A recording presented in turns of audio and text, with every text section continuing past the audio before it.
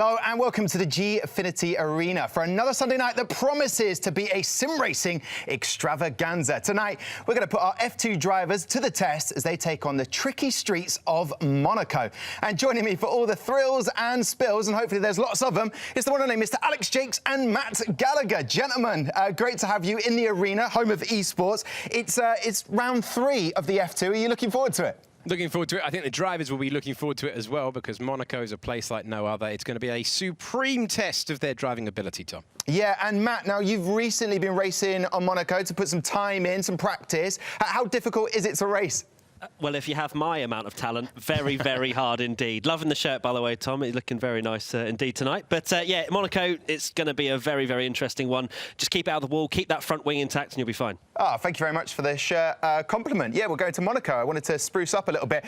Let's look at the format, gentlemen, for the race tonight. Round 3, as we say. It's a one-shot qualification, which is going on right now. Then we'll have a 16-lap feature race. Then we'll have a 5-lap sprint race. Oh, it was fantastic in Spain. Nato winning that last time round, so who's going to win it this time? And we'll have a reverse top 8 grid for the sprint race. Gentlemen, in terms of the format, it's been exciting to watch. This is the 3rd round, as I mentioned, but back in Spain, it was spectacular. Yeah, it really was. And you saw a variation between those two races, and drivers who perhaps don't get the result they want in the first race, in the feature, taking more risks in the shorter sprint race. So we've seen a variation of winners, and we've seen plenty of good battles as well. Yeah, a little bit of wheel banging between Guan Yu Zhou and Arthur Leclerc. Let's find out if they are back racing tonight, so we can have a repeat of that. Looking at the driver lineups, I believe Arthur Leclerc, yes, he is back in tonight. That's going to be very exciting. And of course, Davide Valsecchi, the fans' favourite. Out of those guys, who are you looking forward to seeing drive tonight? Well, there's a few new names, isn't there? Yeah. You've got Robert Schwartzman, who's an incredible upcoming racer, winning the Formula 3 championship. I'd love to see how he can do on a sim. I'm always excited to see Davide Valsecchi. I think if we ever ride on board with him, he'll be sending it up the inside of somebody. So I'm very excited about that. But yeah, there's a few new faces, so should be good. And also Jack Aitken is there, very fast in Spain, but this is the 2nd round of drivers. Any standouts there for you? We know how good Felipe Drugovic is in terms of his sim racing, Matt, but anyone else? Well, I mean, Juan Manuel Correa is holding a trophy, so I don't know if we're already sort of predicting a good result for him, but yeah. A little bit presumptuous, wouldn't you say, Matt? Yeah. But Callum Ilot's also very, very good on the sim, so yeah, I think it should be a good race, and qualification is going to be more important than ever. And what about yourself, Alex? Standout names there from the world of F2? Louis Delatraz always goes well around Monaco, and intrigued to see how F3 runner-up Marcus Armstrong goes. He's an addition to the grid as well. Yeah, now, obviously in Spain, there was a moment, last lap, Arthur Leclerc finishes, didn't quite get to the bottom of it, but just pulled out, giving Guan Yu Zhou the win. However, when we were in the first round of F2, he won back-to-back, the feature and the sprint. He is obviously going to be the hot driver tonight. Yeah, he's been the benchmark, I'd say, so far. He hasn't always got the result that he deserved, but he was leading until he was spun round by Guan Yu Zhou in Barcelona. And, of course, this is his virtual home event. So he's grown up on these streets, and now it's time for him to put that knowledge into practice at F2 level. Yeah, and in terms of the Monaco track, this is really going to test their driving skill. Yeah, consistency. It's all about keeping it out of those barriers. As simple as it sounds, if you just nip a front wing, lose a tiny bit of end plate, it can then give you so much less downforce. You lose so much more time over the lap, and then you're pretty much ruined. Yeah, well, listen, gentlemen, quali has been going on while we've been speaking, so I'll throw it over to you now, gentlemen. Looking forward to this race. Thank you very much, Tom. It is going to be a cracker to start off with as we have the longer race. And, Matt, you've spoken about keeping it out of the barriers. You've spoken about the concentration. Is this one of the hardest tests in the esports that you've experienced? Yes, it is. Monaco, as much as it's amazing to see in real life, Formula 1 and whenever they're racing around there in Formula 2 as well, well, did they race on F2? Yeah, of course they do. So yeah, it's interesting to see how they cope with the pressures of the fact that the barriers are always there. You cannot make one mistake, and the bumps, everything is so lifelike. Codemaster's done a great job as well in order to kind of translate that into the sim world. And sometimes, as we've mentioned before in previous shows, it's actually more difficult to keep your concentration when you're in a sim than when you're in the real car, where your eyes are probably on stalks. Yeah, so we've seen track limits being, being crossed, I think it's fair to say. So it will be very, very interesting to see how the drivers who are not able to maybe stay within those track limits deal when there's Armco barrier in the way. Yeah, there's a few places you don't want to be cutting. There's a few chicanes where the game can slap you on the wrist. I don't think it's going to be as bad as Spain. I think that was a one-off in terms of a lot of people taking a little bit of liberty with the track limits. But Monaco, there's a few areas out of the tunnel, for example, you don't want to cut that too hard because you will be slapped with a 3-second penalty. And I hear that we will be able to actually see some qualification as well. Yes, that will be great to check in. I believe we can go and check in with the F2 quali. So it's single lap qualifying, and then you get one opportunity to book in your grid slot, and we can join it in progress with Louis Delatraz. Told you he's good around Monaco, currently the fastest driver, and that is on board with Nobu Matsushita, who is bouncing off the walls like a pinball there, and here we go. So this is qualifying. But it's only one shot, so lots of pressure on these guys around one of the toughest circuits on the calendar. We're on board with Arthur Leclerc at the moment, just going into the second sector, into this hairpin. It is honestly the most painful corner, I think. I don't know what it's like in real life racing, but on a game, you just have to have so much patience because you feel like it would be quicker if you got out and walked, to be honest. But it's really interesting to see how much patience these guys have to show to get a good lap time, because if you push too hard, that's it, and we saw that already in turn one from one of the other guys. So this is the chicane, which could provide a few issues for track limits later on. Always one that is tempting to cut, and sometimes it's not deliberate. So we would go through to back there into the first part of the swimming pool complex. And that is nicely judged, but of course they are able to use a little bit more of the barrier than they would be in real life, and it's about knowing where you can do that and where you can't. Arthur Leclerc with one corner to go. Unless I'm mistaken, I think that's real time on the left-hand side. So Arthur Leclerc second at the moment. Let's see if Zendelli does take pole. He does, and Jack Aitken just nips Arthur Leclerc to the front row of the grid. So there we go. Larim Zendelli, after impressing last time out in Barcelona with a second-place finish, finds himself with the all-important pole position. Arthur Leclerc manages to get third position, and that is fast and frenetic, and we outlined why Arthur Leclerc would be the driver to beat, but two drivers there getting ahead of him, and that is going to be, well, he's going to have to take a bit of a risk at the start. There's going to be an opportunity for mistakes today, but that is an intriguing lineup we've got for this first race of the day. Yeah, P3 is not the worst position in the world for Arthur Leclerc, but Zendelli, what a fantastic quali from him. 18.6 straight out the blocks. Yeah, 6/10 over Jack Aitken, who has also had a fantastic qualifying there, but it was just one lap. That's it. You know, so many mistakes down the field. Davide Valsecchi, will he be happy with 14th? Maybe. I think he was around that area in Spain as well. Robert Schwartzman, new to this series in terms of the virtual world, in P7, so not too bad from him either. Dan Ticktum as well. So there's a few new faces towards the front of the field.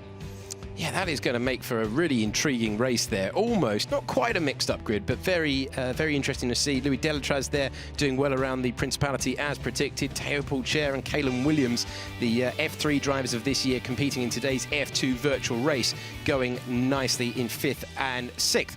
So I think that's going to be a really entertaining race for us. We're not too far away from it. It's our first race of the day. It is the one that they all want to win in real life. I'm sure that'll be no different. We've had F2 champions of old talking about how they always wanted to win this one, and now it's time to see who's going to take the honours, virtually at least, for this first race of the day. Here we go then. Grid has formed up. 3, 4, 5 red lights in Monte Carlo. They go out, and we're underway with Larim Zendelli leading Jack Aitken off the line. Good getaway for Arthur Leclerc. Will have an opportunity to move up. Is he going to send it to the inside? Will they all get through turn number 1? Arthur, no, they will just about. No, spoke too soon. Absolute chaos at the back.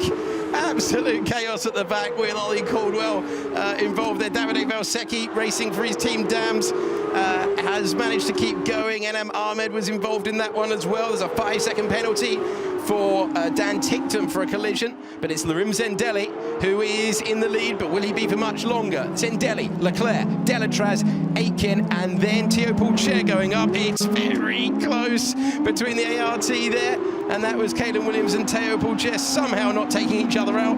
Well, if this is a preview of what we've got to come for the next few laps, it is going to be frenetic stuff. A wild opening lap there. Wheel to wheel they go. This for the race lead, and Zendelli has done enough to defend, but he's already marginal over that Nouvelle chicane, and he is driving on his mirrors and then some. The local hero trying to get through. They're all clattering the barrier, coming through to back. It's Zendelli, Leclerc and Delatraz in the battle for the lead. They're your top three. So Zendelli has gone for a different strategy. He's gone on the harder compound of tyre compared to the super softs for Arthur Leclerc. No wonder he's all over the back of that diffuser, with Louis Delatraz doing pretty well in P3 as well. Zendelli, he just has to maintain track position. That's the beauty of Monaco. Just stay out in front. We've seen it from Danny Rick in real life Formula 1, where he had 80% power, whatever it was, and he still managed to hold off Sebastian Vettel. So Zendelli just going for that slower tyre, which, to be fair, if he's allowed that option, do it. And he has. We've got 21 laps. He'll be able to go long into this race. He has to be wary of the undercut, though, because these guys will be pitting earlier, and it's getting very close indeed. But still, Alex maintains track position, but goes a little bit wide. Now, can he overtake at the hairpin on board with the Prema? Delatraz on the outside. Oh, is Delatraz going to be able to sneak through? He is. He's got the inside line. Can he make the move into Portier? Would be a bold move for second place. And how about that? Louis Delatraz up into the position he finished the sprint race in 1 year ago. And Delatraz moves up to second. Arthur Leclerc demoted for the time being, but they're going to be racing all the way through here. And Jack Aitken is closing in as well and getting the chop. But has he got the momentum? Has he got the position? Yes, he has. Jack Aitken using the barrier, but moving ahead. And Arthur Leclerc, after staring at the race lead, tumbles down to 4th position. But he's taking a lot of curve there. They bang wheels.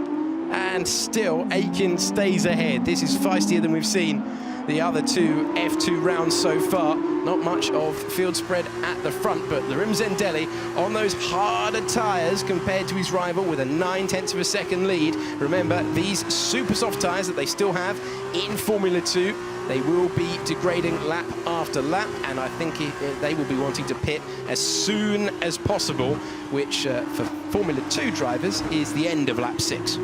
Great little fight between Jack Aitken and Arthur Leclerc. I think Jack just nipped him coming out of the tunnel and unsettled Arthur Leclerc's car a little bit, and that's where the frustration started to get in, and I'm surprised both of them came out of that facing the right way.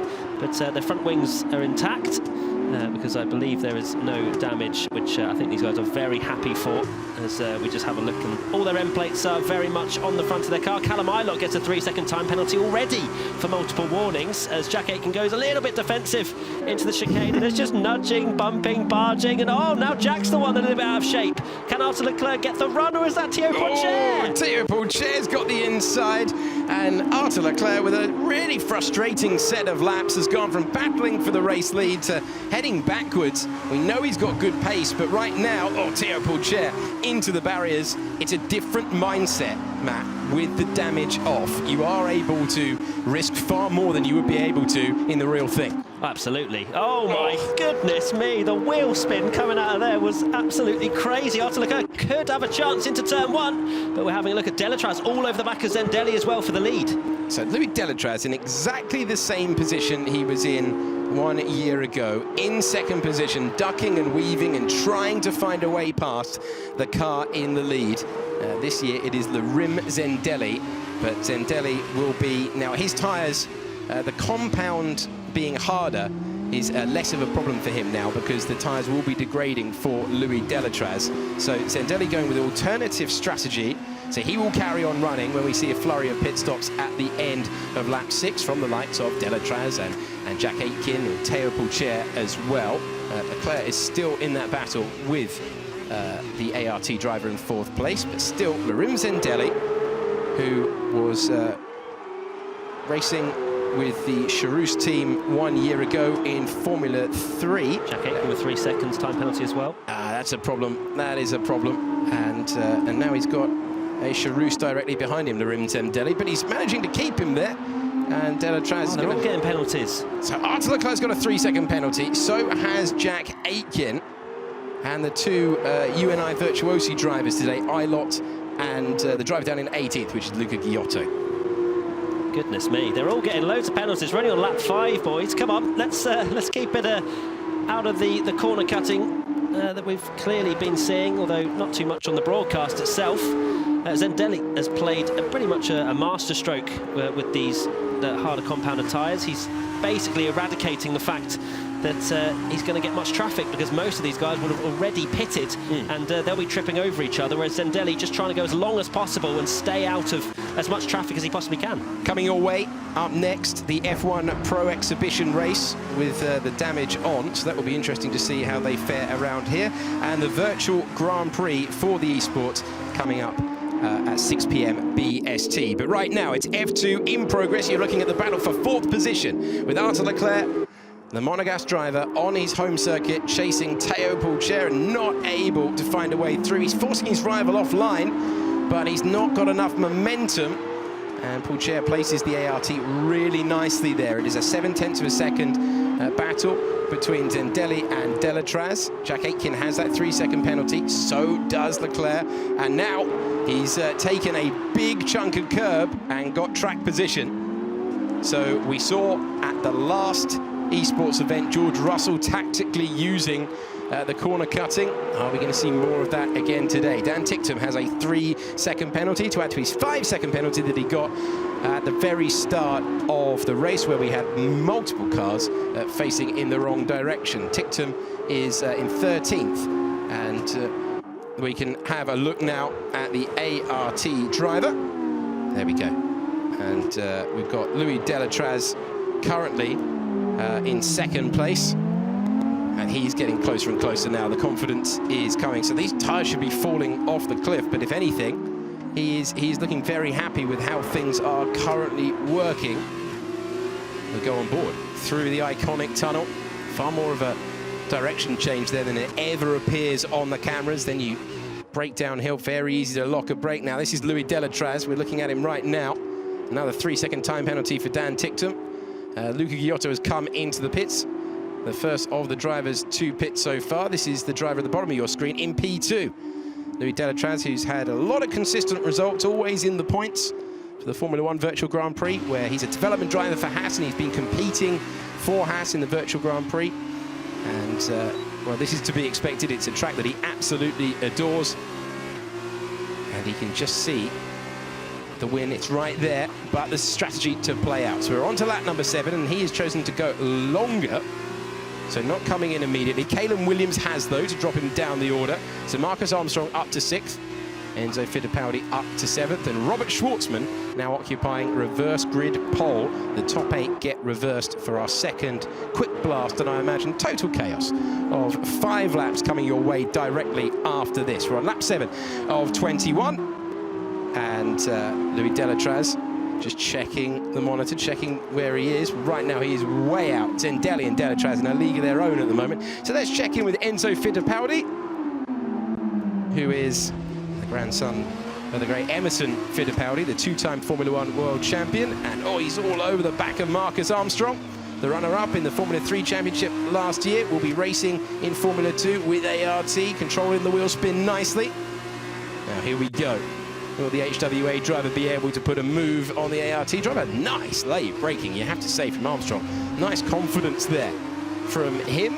That's 1 second between Zendelli and Delatraz, as this gaggle of drivers all on the purple wool tyre will be thinking of when they're going to make their stops. Traffic is going to be key around these pit stops. I'm really quite intrigued. Yeah, there you go. Delatraz, Jack Aitken and Arthur Leclerc all into the pits at the end of lap 7. Zendelli, of course, carries on because he's on the harder, soft compound tyre, which can sometimes be confusing, but there's the super soft and then the soft being used in this race. So Zendelli probably will go to around lap 12, lap 13, and then whack on those super softs, which will be so grippy and so quick towards the end of this race. So you have to say Zendelli very much in the pound seats when it comes to the victory here for this feature race, as Louis Delatraz just comes out ahead of Callum Ilott, which is crucial for his race, as he can now push on that fresh rubber. He's got 2.6 seconds to Robert Schwartzman ahead of him. But right now, Zendelli doing a fantastic job. Let's have a look and see. So Delatraz, yeah, he has got a bit of a gap, but Robert Schwartzman, it's going to be key to see when he pits. Will Delatraz have a free run now to push as hard as he can until Zendelli pits? That's going to be crucial. These two fighting. still. Armstrong's late braking, keeping him ahead of the HWA of Enzo Fittipaldi, part of the Ferrari Driver Academy. He's raced for Ferrari in a virtual Grand Prix back in Brazil when he was caught up, and a little bit of a nudge there, so he sorted the late braking out, but he hasn't managed to get track position. And Armstrong, such an impressive driver last year in the FIA Formula 3 Championship. But you can see we've got a yellow flag. Armstrong with the penalty as well. And it seems like it's going to be a case of how many penalties are you going to get as he clatters the inside barrier at Rascasse. And Enzo Fittipaldi's seen enough. He's going to get rid of those tyres, and he comes in for his mandatory pit stop, as does Robert Schwartzman behind. And we go back to the race leader, not thinking about this until in the latter stages of the race. He's at Mirabeau corner now, and he's got a 17-second lead. So impressive stuff from the driver who didn't have the easiest season last year. Martin Markelov has a 3-second time penalty, so pretty much it's a question of how many penalties are you going to get. Are you going to just survive on the one, or are you going to trigger the second one? Because a lot of the field have been penalised so far. I don't think we've seen a penalty for Zendelli. And he's just all on his own at the moment. He's got to put the lap times in. He's racing Louis Delatraz and all the other drivers who have yet to stop. So let's check in with Teo Pourchaire. We saw him a few moments ago. Love the helmets in the background. Yeah, nicely arranged. Nicely arranged. They look quite small, though. Maybe they're just really far away. Anyway, it's lap 9, and you can see the concentration for all of these drivers. And right now, it's Teo Pourchaire looking in the mirrors. Caden Williams behind. Caden Williams, the F3 driver this year, 19 years of age. Oh, big wheel spin there to lose him a little bit of momentum. Marcus Armstrong has a penalty for corner cutting.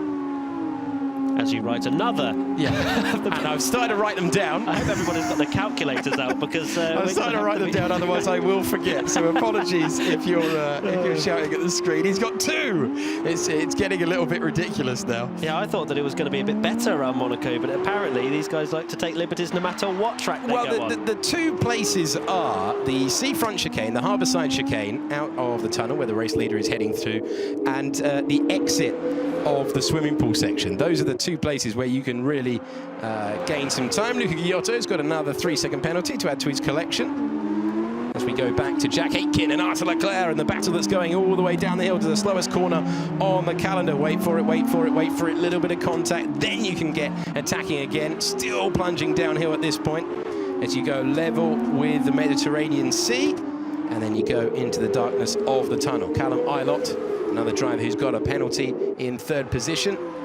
Yet to stop, as you can see. So Zendelli and Ilott yet to stop. Same applies to Artem Markelov, driver who really loves an alternate strategy and pulling the rabbit out of the hat, but that's going to be extremely difficult to do. Caden Williams has a 3-second time penalty as well.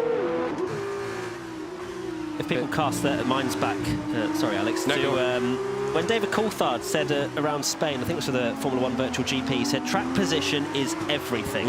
And I imagine he'd probably be saying the same around Monaco. And right now, it hasn't worked out as well as it possibly could have for Zendelli, because Louis Delatraz was not held up one bit onto those... oh my goodness me, Jack, where are you off to there, mate? Oh, that's going to be close! And that was very rude from Jack Aitken. I reckon if there were some active stewards, I think Jack would be getting some sort of slap on the wrist there. But back to the fight for the lead, Delatraz is closing in. That means Delatraz is going to have track position when Zendelli pits. So that is going to get very spicy towards the end of this race, because we've seen the tyre advantage. We can see how much quicker they are, but can they make the move? So it could get a little bit interesting between Zendelli and Delatraz. So Arthur Leclerc, who will be competing in Formula Regional this year with the Prema team. He's gone a couple of rungs up the ladder. F2 is the last step on the ladder before Formula 1. Ollie Caldwell with another penalty there. I've stopped making notes. I've just assumed that they've all got some degree of penalty. We'll wait until they go over the line. So track position is going to be very important. And it does look, as you say, Matt, that Louis Delatraz is going to have that.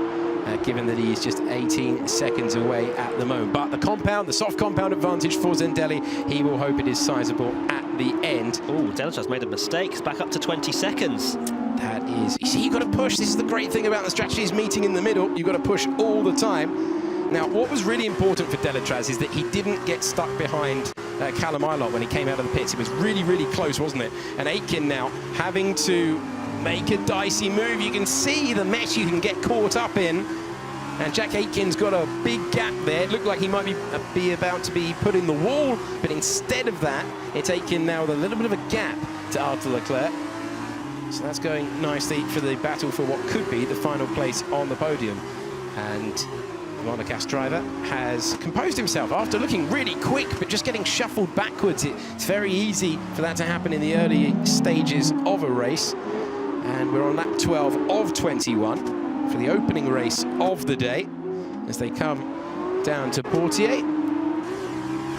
I think Dan Ticktum is probably one penalty away from disqualification. As I think how many can you get before the black flag comes in a 25% race, I think you're allowed one more, and then unfortunately it'll be curtains for Dan Ticktum, so he has to be very, very careful over these next 8 laps or so.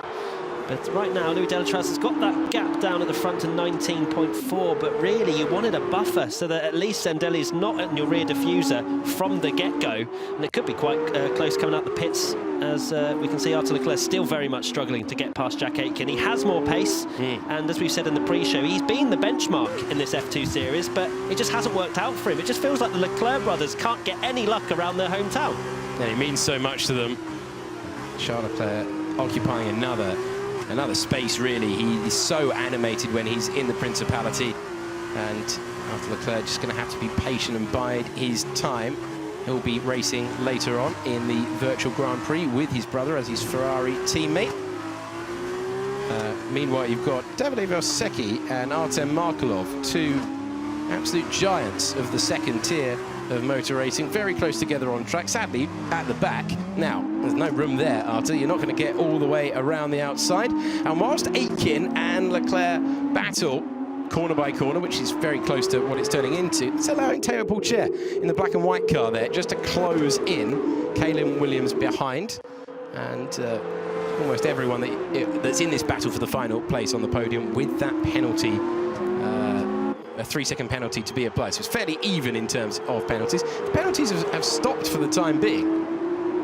Now that you've said that, I reckon there'll probably be one coming in just about now. But I'd love to actually also get a counter of how many love taps Arthur Leclerc has given Jack Aitken, because I think there's no love there. I can tell you that in terms of the taps. He's just trying to unsettle that car wherever he possibly can into the braking zones. This is exactly what Jack Aitken did, and Arthur Leclerc could have a very good opportunity into turn 1, but Jack's got the inside line. He doesn't want to go the long way round, does he?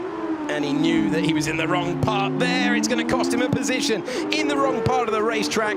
Had to use the momentum, knew the space was going to disappear. Nothing really he could do. Aitken defending the position, Pourchaire up to 4th, and Arthur Leclerc now down to 5th place. The ghost car in front is an HWA, so I assume that is Artem Markelov. That did not work very well, did it? No. Monaco is very difficult to overtake if people aren't getting that from this race currently. 14 laps in, and Arthur Leclerc, well, that is a lapped car, so he'll be able to drive straight through, which is quite a nice feature, as goodness me, that is a tank slapper and a half. But Arthur Leclerc, he now has another car to deal with as Davide Valsecchi gets a 3-second time penalty down in 17th. That's not really going to affect his position, unfortunately for him. So here's Zendelli making his crucial stop. So here's Louis Delatraz, needs a big lap to get on terms. Enzo Fittipaldi has another penalty. Can Zendelli get out ahead of Louis Delatraz? This is the real thing. I think it'll be incredibly close, about 19 seconds. I expect Delatraz will go through. He will go through into the lead. That's good for us. That's good for everyone watching, because if Zendelli had come out ahead, then he will strike clear. But 2 seconds the gap, I reckon that will come down by the end of this lap, to be honest. Delatraz on much older tyres, both in terms of pace-wise. You know, he's on these harder compounded tyres. He's been on them for 8 laps or so. Zendelli on the freshest, softest rubber available. He is going to be loving that car right now, but he just needs to make sure he doesn't push too hard. We've seen that before, as Delatraz is the one that hits the ball there. But we've seen in the F1 Virtual GP, for example, Charles Leclerc, all he had to do was stay 3 seconds behind George Russell, but he pushed too hard, got himself a penalty, and then that cost him the race. Zendelli needs to not do that as well, basically. That's my advice. just use that Avoid the mistake. Advantage. Use that tyre advantage, but don't push too hard. But let's see if he's able to, because Zendelli will be so tempted to take all of the life from the tyres, to absolutely put it flat to the floor, and they are flat into the wall at to back. That sort of force in the real thing would be a race-ending accident, but you've got to learn. Jack Aitken's made a mistake from P3. Oh, he has. He has made a mistake. So Théo Pourchaire now up to 3rd position. So we have a battle for the lead. Let's check in with Théo Pourchaire, and he is ahead of Arthur Leclerc, and they will continue to battle. So a mistake for Jack Aitken, easy to do. It is so easy to do around here. Enzo Fittipaldi's got past Calum Williams. He's up to 6th place. Then it's Marcus Armstrong on reverse grid pole at the moment for the 5-lap sprint that we'll have after this race. It's going to be kept very interesting between these two, isn't it? Pourchaire and Leclerc all over the barriers. And then Dragovic ahead of Roberto Merri, 9th and 10th. And only Luca Giotto has exited the race so far. Very surprised of Zendelli. Well, he's closing in now, but I thought he'd be on the back of Delatraz a little bit quicker than this. He's still got enough time to make the move. As we see Leclerc, goodness me, so quick into that hairpin, but yet so slow. Oh, there's Jack Aitken. He just popped out of nowhere.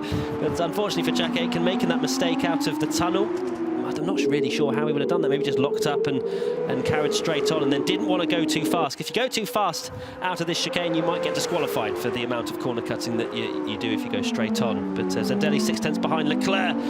He's been pushing everybody, but cannot get through. I bet he wishes he could turn on ghosting and just drive through him like you're in time trial or something. But here we go, the battle for the lead. So Robert Schwartzman has retired as well. But no matter about that, it's Louis Delatraz versus Laurent Zendelli, and Delatraz, well, you don't want to go defensive into every corner because that just interrupts your momentum. So Delatraz, who finished 2nd in the sprint race last year, couldn't get past, now needs to show the defensive side of his driving and try and hang on to climb it. He's been on the podium a couple of times in these virtual Grand Prix, but now he wants the top step. Oh, he's deep though. And you saw Zendelli almost got sucked into going deep as well. That is so easy to do. It almost becomes hypnotic when you're having to do lap after lap, and there was an opportunity there for Zendelli, who is right on that gearbox. Both of them going wide at Mirabeau. And now Delatraz, well, he will be feeling the pressure. Zendelli trying to close in. This is one of the main overtaking opportunities. He's going to dart for a move. No need to this time. They're coming up to the back of Davide Valsecchi in the dams, but that's a ghost car, so that won't hold them up at all. And Delatraz very, very good at that part of the lap. Be careful at this part of the lap though. It'd be very, very easy to cut that corner and make a mistake. Mistakes creeping in for Zendelli, I was about to say. And that's pushing, that's having to apply the pressure. So consistent for so many laps, but a few wide moments, and look at that gap. 2.8 seconds, so frustrating. So as a result, let's check in for the battle for 3rd with Arthur Leclerc still looking at the back of Théo Pourchaire's ART rear wing, and not able to get to the inside line at Saint-Devote.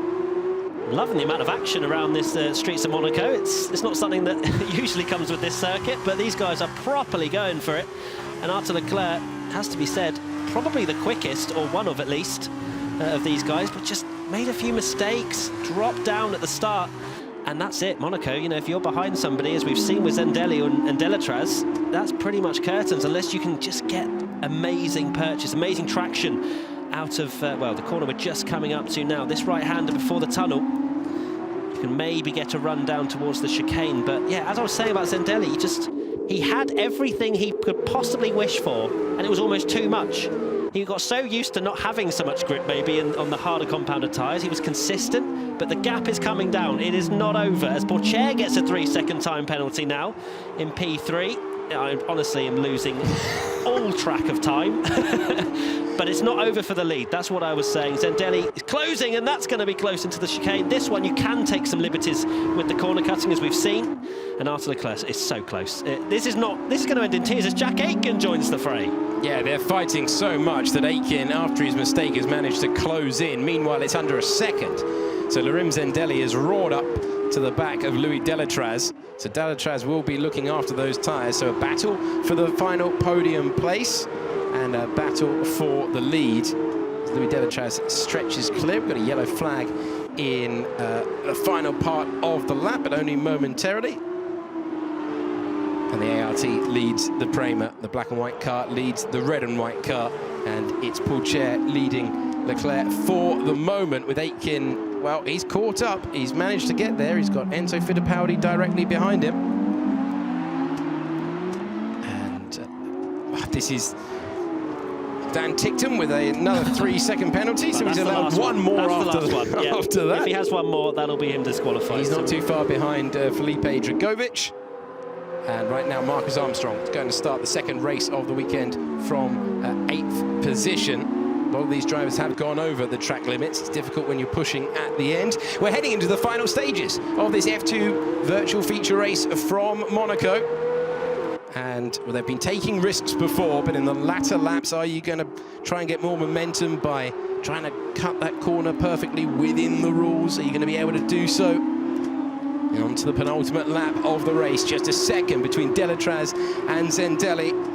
There's a 3-second time penalty for Juan Manuel Correa.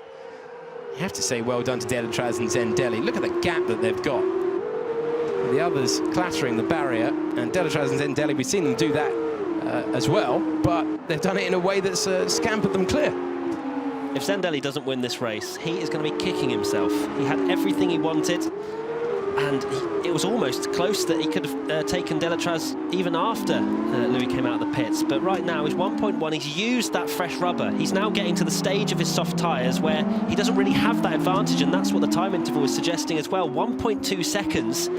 It's really not coming down, and Zendelli, unfortunately, looks like he's thrown away this race. I'm hoping not. I'm hoping we get a fight on this final lap as we come towards it on the penultimate right now. Davide Valsecchi gets another 3-second time penalty, being very naughty down in 17th. But Arthur Leclerc, he must be raging in that simulator right now that he is not at least on the podium. Larim Zendelli. In second place. Is he still in second place? A message coming up that he'd left the session. He's now in the pit. He's now in the pit. So Larim Zendelli, after running so long battling Louis Delatraz, we might not get that battle on the last lap, so this might well become a battle for second position. Théo Pourchaire and Arthur Leclerc both on the podium as it stands. And poor old Larim Zendelli, after a superb run, and we were hoping for a grandstand finish, not quite worked out, and Louis Delatraz just has to bring it home without cutting any corners. And these two are going to provide all of the entertainment on the last lap as Leclerc tries to turn third into second. This is going to be so close. Surely there's going to be one move there where he just absolutely He's going for it. He's going for it. Risks it into Mirabeau. Side by side, down the hill they go. Oh, you can't go the long way round there. He's just having to wait for the opportunity. That's nicely done by Pourchaire. It was slow off the corner. No momentum allowed now. Is this where the big risk is going to be taken? Fittipaldi all over the back of Jack Aitken as well in the battle for fourth place, but we're focusing on the battle for second. Here we go. Down the hill. Will the Prema send it? Tried to. Oh, he spun! He spun round. He spun himself off the podium. The rear wheel tags the inside barrier, and Jack Aitken goes back onto the podium. And Louis Delatraz has one corner to go, and he was second last year, but virtually this year it's going to be first place on the streets of Monte Carlo. The Swiss driver wins. Louis Delatraz in P1. Théo Pourchaire. I think Fittipaldi might even get P2. I don't think he has a penalty. Well, if Fittipaldi hasn't got a penalty, the 3 seconds for Aitken, we're about to find out. Oh, he does. He does have a penalty. Gets second. And Aitken gets second place. Théo Pourchaire, when you add on the penalties, down to third. Enzo Fittipaldi fourth. And Larim Zendelli classifying in fifth position there. Louis Delatraz, though, doing brilliantly and taking the checkered flag. He made the strategy work. He did absolutely brilliantly. He withstood the pressure, and he deserves that win. Well done to Louis Delatraz. I need to lie down. I genuinely need to lie down. I cannot believe... to be fair, I needed a calculator as well for the amount of penalties that were happening. Obviously, we've got the 5-lap sprint race coming up. We're reversing the top 8, which is just going to be carnage. My heart goes out to Zendelli. I mean, what a race he had. Obviously, he made a few mistakes towards the end, but then having that disconnection or whatever happened kind of threw away that P2. But a great race. And Arthur Leclerc, I think he'll want P1 in this reverse one. Do you reckon he might be a little bit frustrated? I imagine he will, but the risks And the moves we're about to see, forget your 3-second penalties. It's going to be maximum attack for this second race. But well done to Louis Delatraz and well done to Théo Pourchaire as well, fighting through really nicely. And Jack Aitken looked like he'd blown it with the mistake and getting a superb result there. So really interesting race unfolding for our first one of the day. So now our attention turns to the second sprint race. And the second sprint race, 5 laps. The penalties are less extreme. It's only a 2-second penalty if you cut the corner too many times. And I think it was Marcus Armstrong who was set to start on reverse grid pole. And he will be backing himself. Yeah, I can stay in the lead for 5 laps, but not easy to do. Not easy to do, but we saw Delatraz. He was on the slower tyre and he was keeping Zendelli behind. So as long as Armstrong's got some consistent pace and gets well off the line, then we could see a different race winner. I think from P8, we saw amazing comeback drives from P8 before in the Spanish GPs and ones before, but I think Monaco might be a little bit different. I think you might be facing the wrong way if you go a little bit too hard. Well, you've got to try and get through that first turn. That is so perilous. That is the difficult one. And sometimes you can just be caught up in someone else's accident, so you've got to avoid that. But if you get through Saint-Devote, there is an opportunity to get by, just in an unconventional way where if you weren't slapping the barrier coming out of the back corner, you weren't doing it properly. So all the drivers know that now, so I think we might see a lot of moves in this second race. It seems strange to say so much overtaking around the streets of Monte Carlo. So we've had one race already. We're looking forward to the second, but let's run you through the final classification for that feature race with Louis Delatraz taking his first win and Jack Aitken in second place, Théo Pourchaire in third after a really long battle with Arthur Leclerc, who just tagged the inside barrier there and spun the Prema on the last lap. Good run for Enzo Fittipaldi, who's looked handy every single time he has played this game. Started 16th as well. That is a mega run. So buckets of pace for him in the HWA. And then Caleb Williams, Juan Manuel Correa, when all the penalties have come through. And look at the penalties for Marcus Armstrong, plus 18 seconds. I didn't know you could even get that many without being kicked off. But so, yeah, clearly taking advantage of that, but then also not. Somehow 18 seconds and he still finishes in the top 10. Yeah, which just but shows crucially, that has lost him the reverse grid pole. So it's Juan Manuel Correa in the Charoux. The other Charoux, we've had one Charoux just win the race. The other one is starting from pole. So a big opportunity for the American driver now after benefiting from that 18-second penalty for Marcus Armstrong. So they're not going to get as many penalties this time round. Although I say that, Matt. Yeah. They might. They might well. This is Formula 2.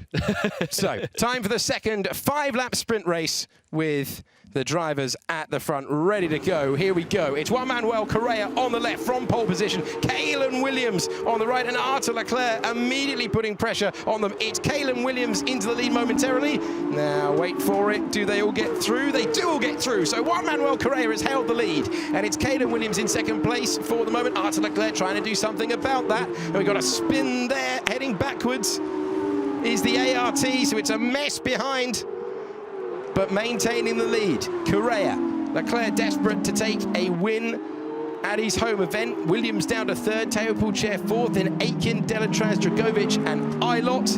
And there was an ART going backwards there for a long time. So I assume that's Marcus Armstrong. I hope they don't do this in the virtual GP as well, but clearly with no damage, although I think in the virtual GP we'll have reduced damage. With no damage, these guys are hurtling into that hairpin and wall banging all the way round, which is obviously an interesting tactic and one that you wouldn't do in real life, but that's probably why some of you might be wondering why on earth are they going into that hairpin at 80 miles an hour, as there are all sorts of incidents going on in the background as well. Jack Aitken, I think, was mixed up in that, down to P11. But right now, Correa, P1. He's got track position, as we've said so many times, but that is the key around Monaco. And Arthur Leclerc, well, P2. He's going to be a bit frustrated, as we've mentioned. Can he take the win here? So over the line, Juan Manuel Correa. Let's check in with him. There he is, the American driver, with a photo of his Alfa Romeo Formula 1 test in the background there. Oh, that's going to be close. Oh, he's thinking about trying to go round, wheel banging for the lead of the race. This second race, and he's stayed ahead. Marcus Armstrong's back on the penalties already. He's got a 2-second one. Same applies to Ollie Caldwell. And still Juan Manuel Correa stays in the lead. Arthur Leclerc, and he's in a very similar situation. Arthur Leclerc now, he has the pace to win here, but he's got to make the move in the right place, because if not, Kalen Williams is just waiting, just ready to pounce behind. On board with the P2 man, with Artem Markelov leaving the session.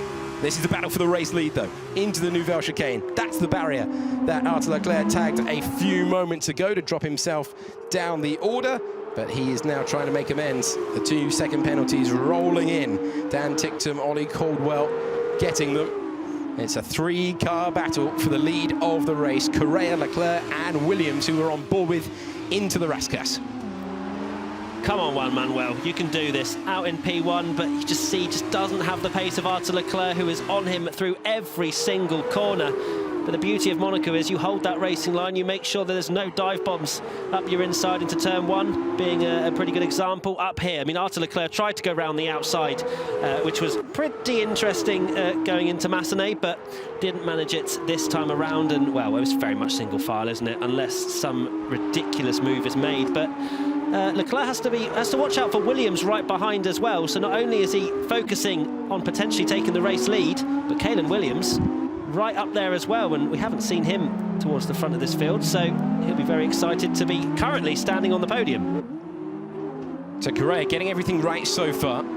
Leclerc has a chance to understand where his rival is strong, where perhaps his rival is weak, and Kalen Williams will just hope that there's something to pick the pieces up from here on lap 3 of 5. We've already had so far Leclerc win both races in Bahrain.